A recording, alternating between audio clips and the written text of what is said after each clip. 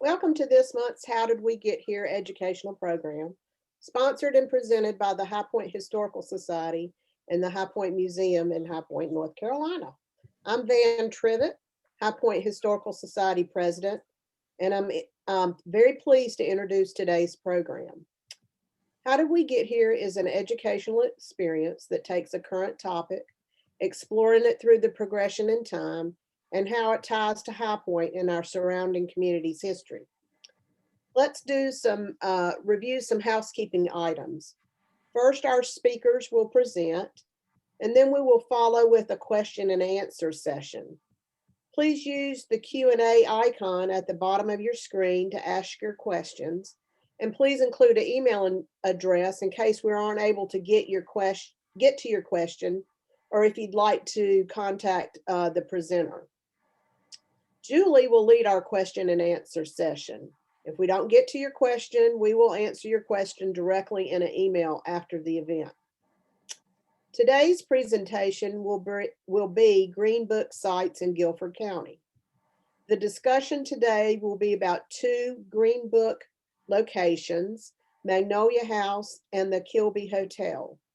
Leading the discussion will be Melissa Knapp, Historical Site Manager and Curator of Magnolia House, and Sara Blanchett, Curator of Education of the High Point Museum, and Myra Williams, great-great-great-granddaughter of John Kilby, owner of the Kilby Hotel. Melissa is the Historical Site Manager and Curator at the Historical Magnolia House in Greensboro, North Carolina.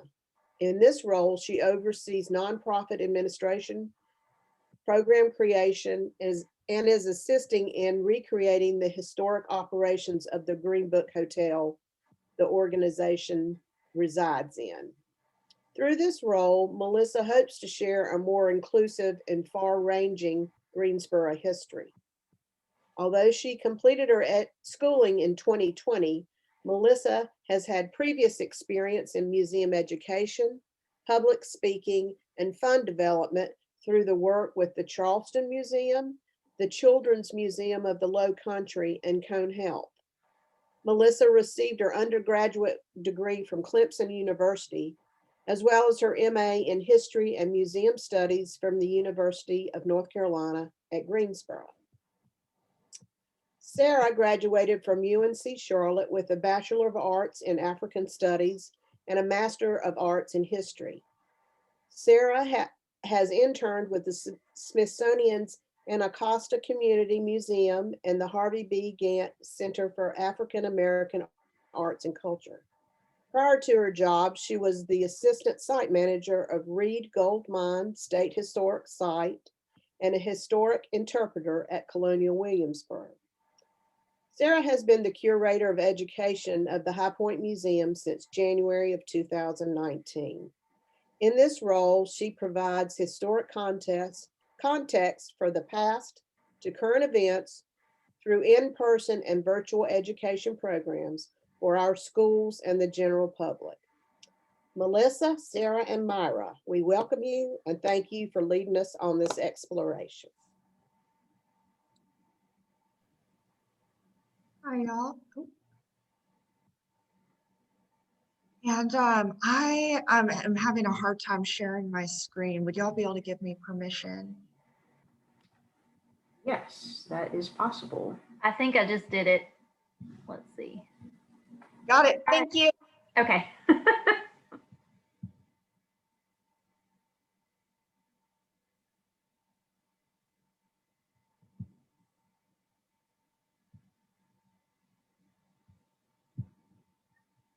Sorry, y'all having computer problems.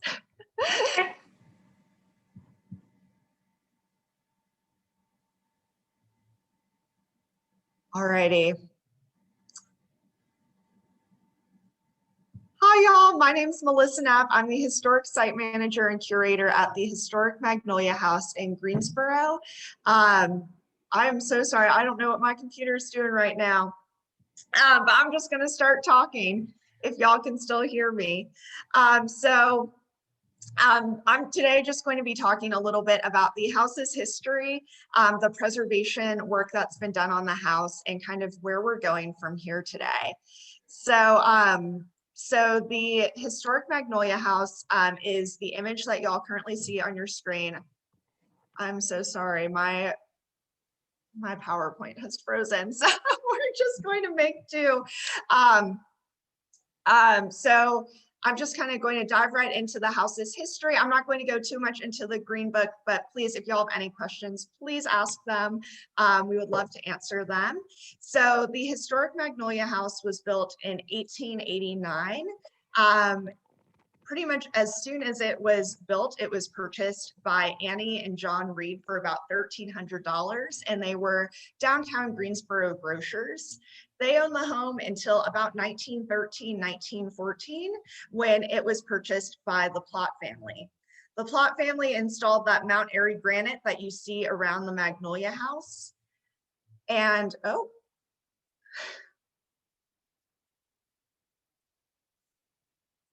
I'm so sorry, y'all. I am having some severe technical difficulties.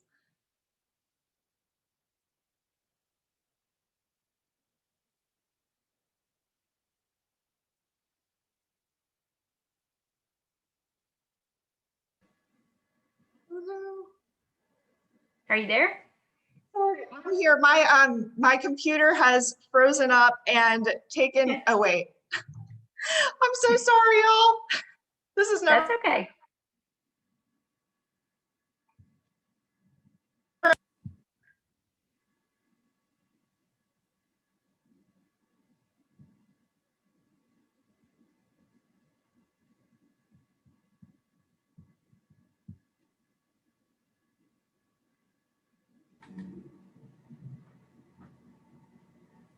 Can y'all still hear me?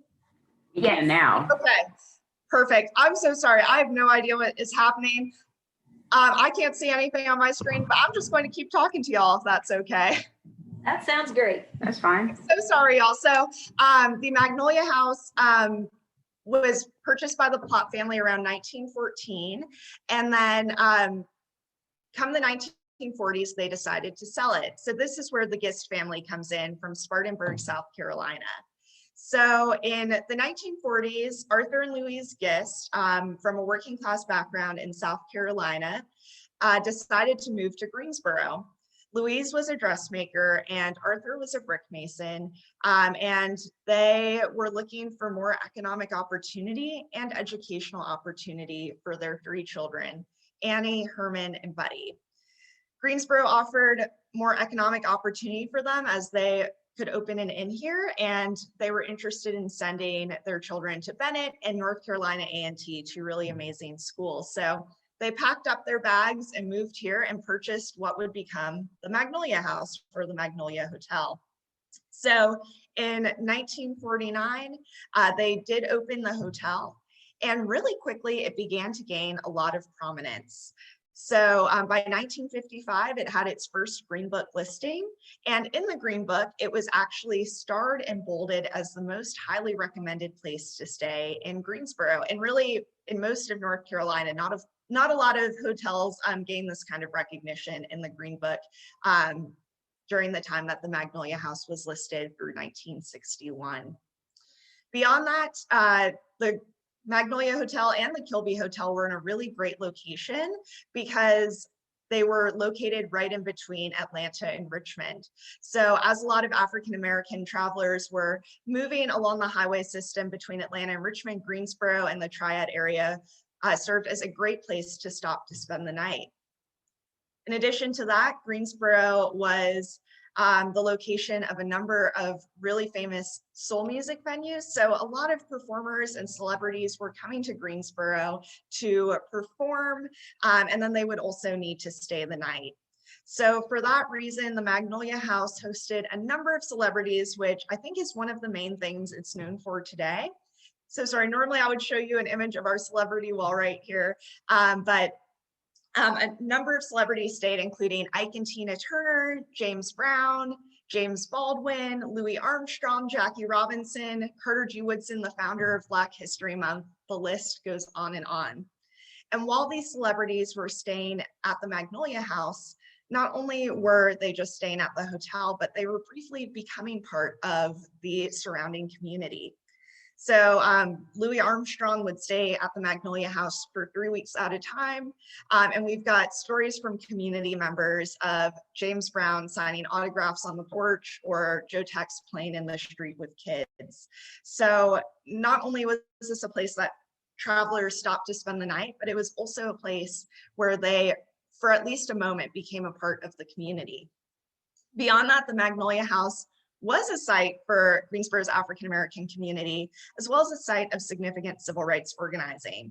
So in terms of community, the Magnolia House wasn't only for travelers, but it was also used for special events and dining. So Charlotte Hawkins Brown held a debutante ball for her goddaughter at the Magnolia House. And a number of companies held Christmas parties for African-American employees at the site. So it was really a known spot in the community. And then a lot of civil rights work did happen here. The NAACP held a national conference in Greensboro in the 1950s, and they sent some of their members to stay at the Magnolia House while they were in town. They also hosted a few meetings here over the years. Beyond that, CORE, or the Congress of Racial Equality, hosted some of their Freedom Highway trainings at the Magnolia House. So in 1962, CORE was doing their Freedom Highways program to desegregate Howard Johnson restaurants and some hotels throughout the South. They did some of that training right here at the Magnolia House. Activists came to the Magnolia House and were trained on how to nonviolently protest, as well as what to do if they did end up in jail. So Greensboro is so well known for the 1960s Woolworth sit-ins, and rightfully so, but we always like to share that there is so much rich civil rights history in this community, and really like to share how the Magnolia House was a part of that. So that is just kind of a summary of some of the key history points that we like to touch on. But what happened to the hotel, right? So the Magnolia Hotel stayed a hotel through the 1960s, but during the 1960s, there was definitely a drop off in visitation. At that point, it did briefly turn into a boarding house, and then it just became a private family residence for the Gist family, and they lived there to some degree through the 90s. But during that period, it also did become kind of a target for vandals. It was gutted on the inside and just started to structurally fall apart. It was fairly abandoned by the 90s. And in 96, the Gist family decided to put it on the market. Sam Pass, who grew up down the street and remembered running over to the Magnolia House every single day to see what famous celebrity was staying there and who was outside on the porch, he decided to purchase the home with the goal of preserving it, restoring it, and then reopening it as a hotel to preserve the history. So he bought it in 96, and between 1996 and 2012, he began the really painstaking process of preserving it essentially on his own. So he was using his own time, money, and fundraising within the community to get this work done. So today, if you've seen the Magnolia House, you know it's in pretty great shape. We still have some significant repair work to do, but he did about 85% of the work that would be needed to reopen it as a hotel. In 2018, his daughter, Natalie Pass-Miller, moved with her family from Atlanta back to Greensboro to take over the restoration work, start a nonprofit, and reopen the hotel. So today we operate as the Magnolia House Foundation with a mission of restoring the physical building and then also replicating all of the historical operations to preserve the history and create a living history experience for the Triad community and tourists. So we actually just wrapped up a huge weekend of fundraising at the Magnolia House. We are hoping to get the replication of the hotel done by this fall and reopen for overnight guests, which is really exciting. I'm so sorry I can't show you, but I've got some images from the fundraiser this past weekend. We had the different rooms around the home staged with paint samples and images of what we believe the rooms will kind of look like when the restoration process is done, so that we could kind of show people our vision for the hotel, drawing on historical influences and Roy Hill antiques and kind of merging that with a modern feeling. But we're really excited to continue doing this work, finish all of the building repairs that are needed, and just reopen this building to the public in like a 100% capacity way. And yeah, we're just really excited. We also are going to continue to do educational programming within the community, open up the home for field trips and things of that nature. But I'm so sorry. I wonder, oh no. We actually I'll can't. be able to stop sharing my screen. You can see your slides now. Oh, that's good. So you might just want to start your PowerPoint and show the picture. I'm so sorry. My computer won't let me do.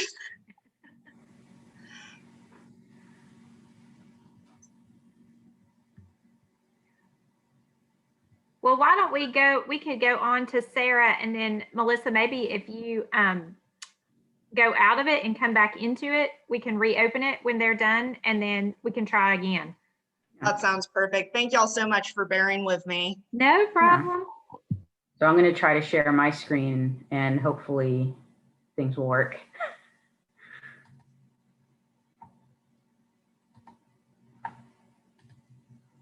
All right, can everyone see this? Not yet. It's still Melissa. Okay.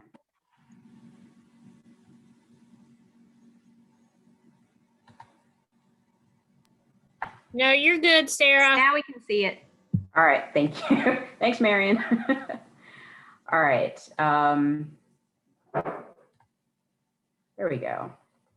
So the Kilby Hotel. This is a photograph of Nannie Kilby, who was born in 1877 near Burlington in Alamance County. She married John Kilby and they moved to the High Point area in the 1890s.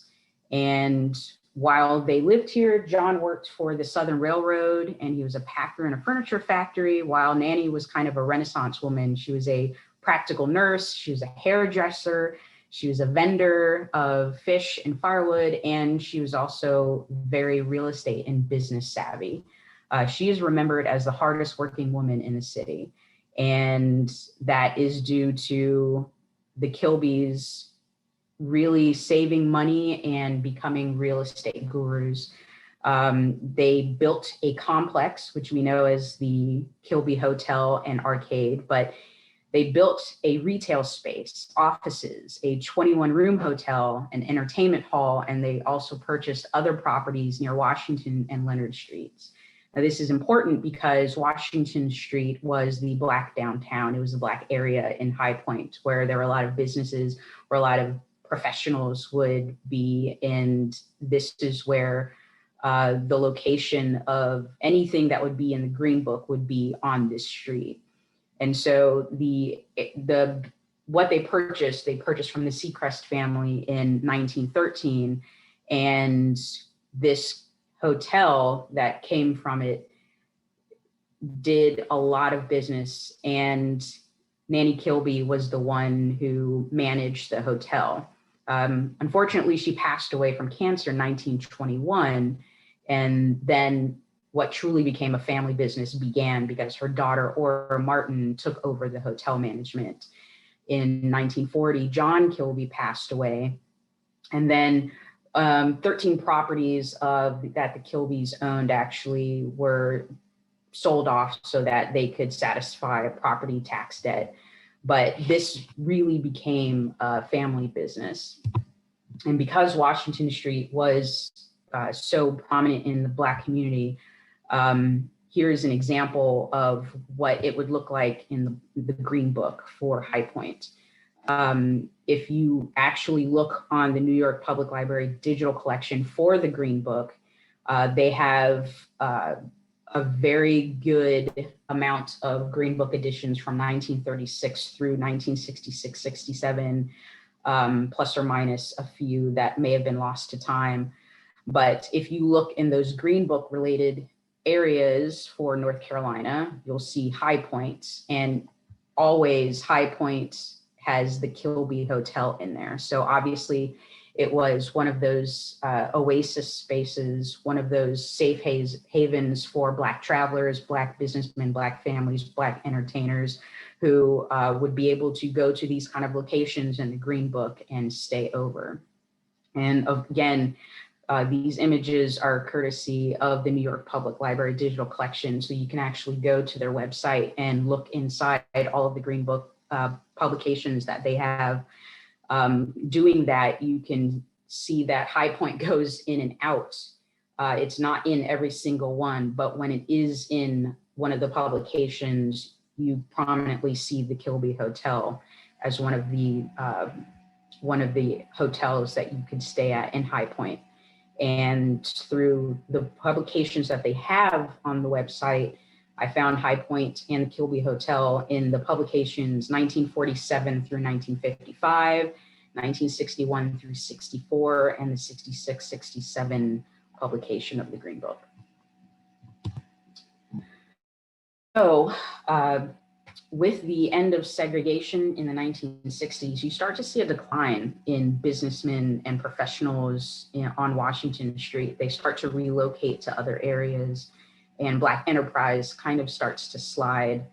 The building was added to the National Register of Historic Places in 1982 and was still roughly in use in the 2000s. But it wasn't until last year in 2020 that the Kilby Complex that you see in this picture was actually became under ownership of the city of High Point. And then over time, due to nature, the buildings were condemned. You see, this is the picture of the Kilby Hotel and the arcade adjacent to it. 2013, the city of High Point condemned both of these buildings, this entire complex. And so because of this, you see a lot of action with preservation and historical groups, a lot of entrepreneurial and real estate interest over time, but there was a huge push and lots of time extensions to try to save the building, and the community really rallied together, but unfortunately it didn't work. And in the end, all the attempts were exhausted. The building was scheduled for demolition. And then in 2014, a huge storm came through, which caused one of the walls to cave in the picture you see on the left. And then of course, a day or two, a few hours later into a day, the whole building just kind of collapsed. And so what you see here is the city actually getting rid of the debris. They closed down Washington Street for safety, and they took away all of the debris, all of the history of the Kilby Hotel. And then, as most of you know, just a few months ago, the Kilby Arcade followed in March of this year.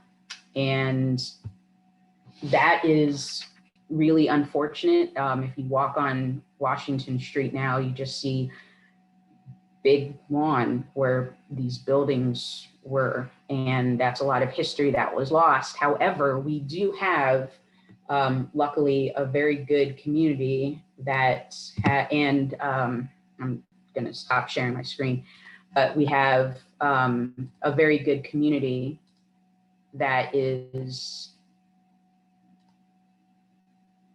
thank you, still present. And we have Myra Williams, descendant of John and Nannie Kilby, who can provide a little bit more information that the museum doesn't have and that the community doesn't know. So Myra, take it away.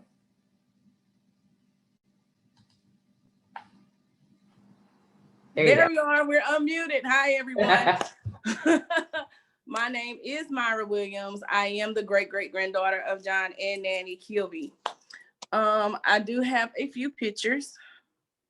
Let's see if I can do this,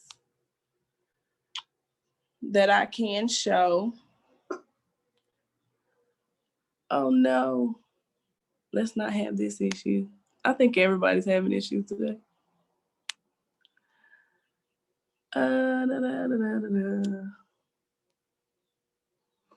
Okay, can everybody see? Yes. Yes. Okay. So of course the museum has this picture. It is a picture of John and Nannie Kilby standing in front of the Kilby Hotel. This is the original photo in its frame. And they are standing to the side of the dune buggy. The pictures that we have in the family album centers around this day. I'm not too sure what they were doing, but I do know that they was dressed up and they were on their way going somewhere, because there are other photos of them dressed up with other people. After that, this is the daughter. This is Aura K. Martin. She is the wife of Joseph Martin, one of the first Black doctors in High Point. She is the daughter of John and Nannie Kilby. She held the legacy after Nannie had transitioned. She left the business and all the land to Nannie. Well, the old saying is, leave it to the husband and let the children run it. So that's what she did. And during that time, of course, it was Jim Crow. So she was responsible, because Nannie got it listed into the Green Book, and then she kept it going for quite some time. And she was responsible to make sure people got from and to safely, because the arcade building and the hotel was a conjoined structure. So a lot of times when people would come in, they would come in through the back where you could not be seen. It was uniquely built for that purpose. It was uniquely built for, you know, not just to be a safe haven, but to help people and help those to start businesses. Nannie was well respected in the community, not just the African-American community. She was a part of a lot of different clubs in High Point, and a lot of people respected her for what she did. She also was an activist downtown for the African-American community. When they riot, she would bail them out of jail. She would place them at the Kilby. You know, she was a woman that nobody really touched because of how she carried herself. Aura only carried on the legacy that she left behind, as well as taking care of her father up until the time he transitioned. So this photo is a very old photo. It's over 150 years old, of course. This is one of their original photos of the hotel when it was originally built, before the arcade building was built beside it. If you notice, there is a house, of course, that's no longer there. They purchased that land, that lot, and the house was torn down and the arcade building was erected from that. I want to say it was in the late 1900s when my grandmother, Marion McArath, owned the Kilby. The city required her to take down the porch. So she took the balcony down when she did renovations and changed the outside of the building, some of the window panes, some of the doors. And she took the sign down as well. The last photo that I have is inside of the arcade. So nighttime entertainment was a thing down there on Washington Street. And a lot of people that stayed at the hotel would go next door. The hotel had 2 dining rooms. One was public for those that were there, and another private dining room for people to hold meetings that could not hold meetings anywhere else. It was more of a, I don't want anybody to see us meeting type thing. So a lot of times during Jim Crow, they would go next door, because you could go out the back of the Kilby and walk down this little sidewalk to get into the back of the arcade building without being seen. So that's where this photo came from. They served food, and of course, they served alcohol. Those are kind of the things that went on down there during that time. And they just kind of carried it on. Over time, the arcade building turned into an arcade for kids. It was also a furniture store. It was also a gym, and then eventually became a witness center. 1982, my mom, which is Bernie McElrath, my grandmother was still alive then. She placed the building, the Kilby, on the National Register for Historical Places. She was also recognized as getting a key from the city. We also have that as well. They also did a proclamation for the Unity Festival on behalf of the Kilby to raise money for funding down there on Washington Street. They came together collectively as a whole to help revitalize a city within a city.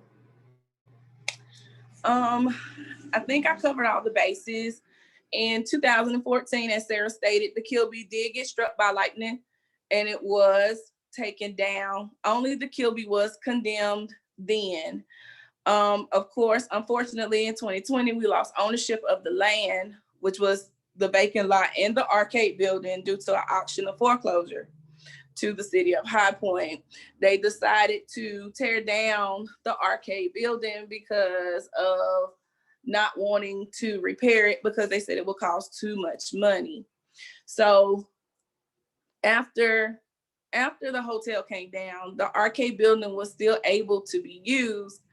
However, we had to have funding to do the necessary, bring it up to code as the city wanted us to. So it kind of sat dormant for a while because we were going back and forth over various different things, one after another. And of course, we lost our battle in 2020 during the pandemic. John and Nanny Kilby, a lot of people are, and I'm not sure if people understand, but to take away from John and Nanny, they showed us how to persevere in hard times. And we can say, such as the pandemic, how to evolve, how to move forward, how to come together and get things done. They owned numerous houses in High Point to offer affordable housing to the African American community. They sold at least 15 pieces of property to the city of High Point because of the railroad was supposed to come through. Well, the city decided not to, and the railroad is where it is right now. And they decided to place Beamer Court where the properties that she sold them. So we've been tied to High Point for quite some time. And Dr. Martin had his doctor's office on Washington Street, right across the street. Down the street, we had a couple of houses on Washington Street as well. And during a riot in the early 1900s, they were set on fire and burned. During that time, the only property of ours that was not, damaged was the Kilby in the arcade building next to it. So that's pretty much what we did during Jim Crow. Of course, there's more of a story there, and we do talk about it throughout the year when it comes down to history and during Black History Month. We do a lot of show and tell from old pictures and old antique artifacts, from the china that was used in the hotel, from the furniture that we still have present today that is being used in our homes that used to be in the hotel. And that's pretty much it, and answer any questions that people might have. That's all I have for you today.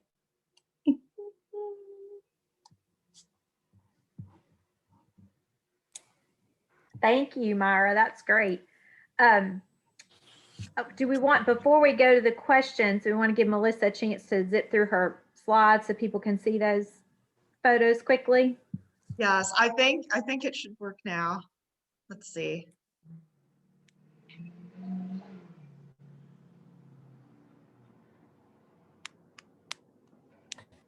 We see that. We're promising. Okay, yay.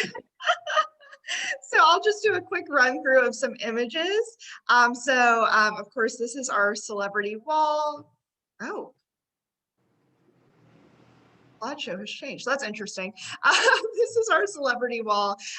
We just have this in the home to pay homage to some of the many folks that stayed here over the years. I really wanted to show these images. To the left, you've got an image of what the home would have looked like when the Gist family purchased it. And to the right, you've got what it looked like around the 90s when Sam Pass purchased the home. So it had really fallen into disrepair over the years. And that is kind of where the preservation work began. These are just some images from the preservation process. So some of the staining and refinishing for the front door, and then an image of Sam Pass, who began all of the preservation and restoration work of the home in the 90s. And then this is just an image from our fundraiser this past weekend. We've been working with an interior design firm in Greensboro, but it just kind of gives an idea of what the hotel is going to be like once we have reopened it to the public.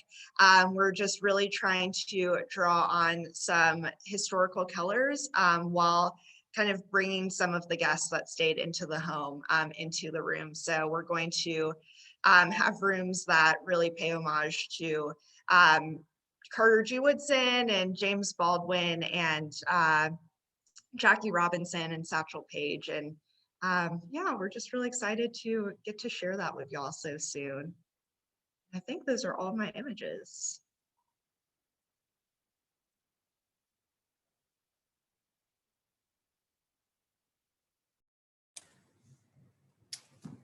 Okay, so I'm Julie Rayner, and I'm the secretary of the High Point Historical Society, and I have been watching our chat and Q&A, and we do have some questions. There was one question that we were going to talk about at the end, but I'll go ahead and mention it. There is currently an exhibit for going along with this, with these homes up at the High Point Museum right now. And it will be up through June the 4th. And it's a traveling exhibit that was developed by the North Carolina African American Heritage Commission and designed by the North Carolina Department of Natural and Cultural Resources. And it was funded by the Institute of Museum and Library Services. And it is entitled Navigating Jim Crow, the Green Book and Oasis Spaces in North Carolina. So that is, like I said, at the High Point Museum up through June the 4th. And just to clarify, on Saturdays, we are open on Saturdays. So do not come during the week, please. Please come on Saturdays when we're open to see the exhibit. Thank you, Sarah.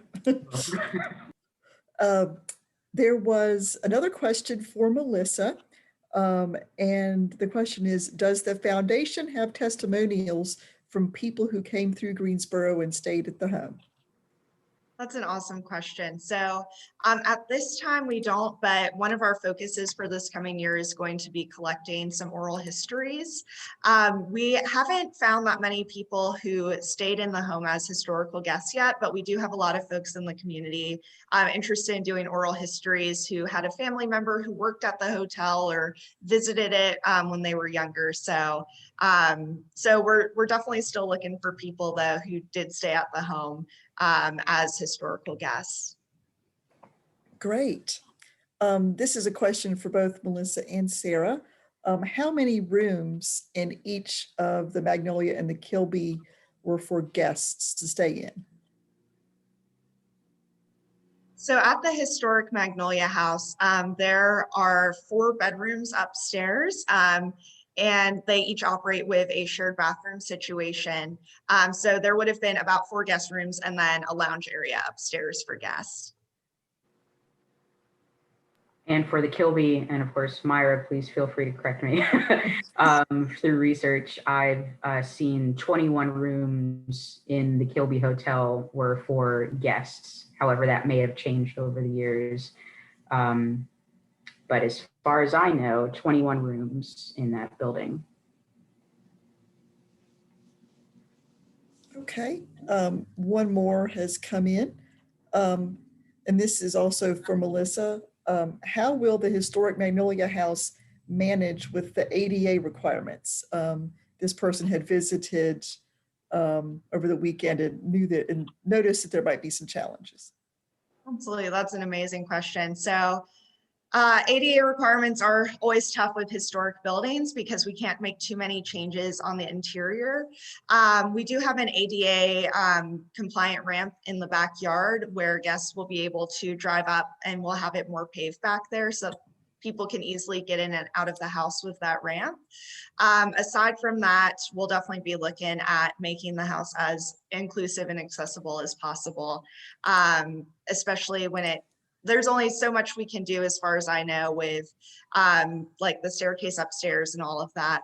But in terms of making the exhibits and the history of the house as accessible as possible, we're looking into a number of ways with that, with audio tours, visual and tactile elements. Well, that's all the questions that have come in at this point. Does anybody else have any questions or comments? Okay, here's another one. They're curious to know, this I guess would be for Myra. They're curious to know what the China pattern used at the Kilby looked like, and also how many Kilby descendants are still living around High Point.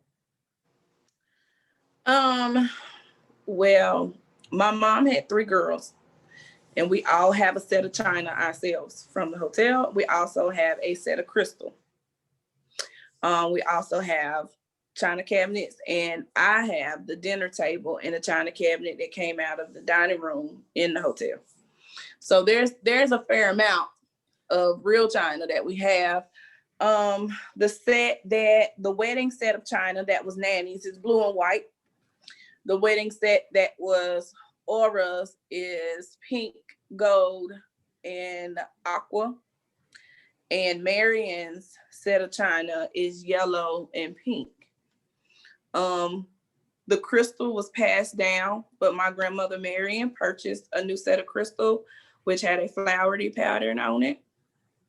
And it had ridge on the edges. What was the other question?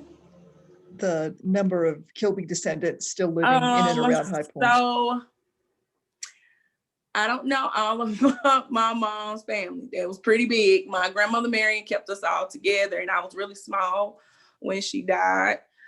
I know me and my sisters. I do have a couple of cousins that do live in High Point, but it's not many still around.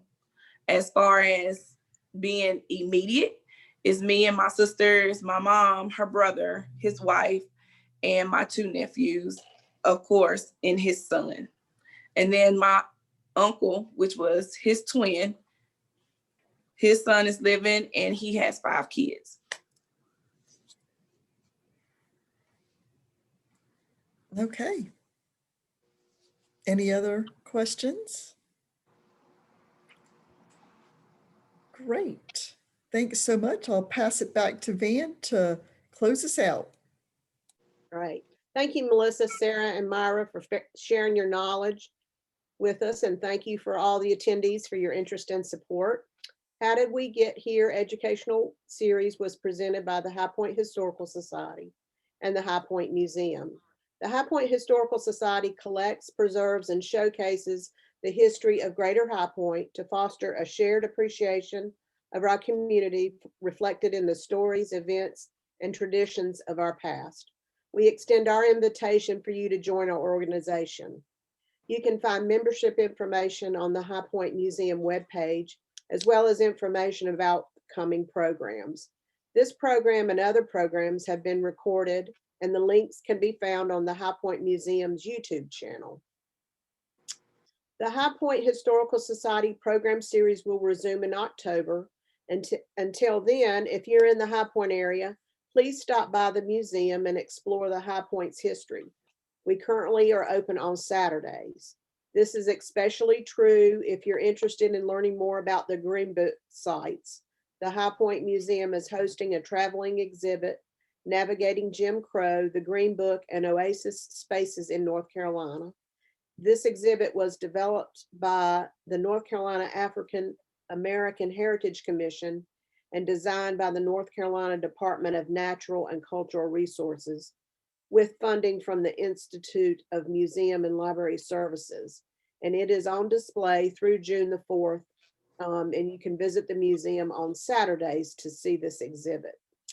For more information about the Magnolia House, please go to their website at www.thehistoricmagnoliahouse.org. Again, thank you, Myra, Melissa, and Sara for sharing with us today. And everybody, thank you for coming and participating. Have a great day.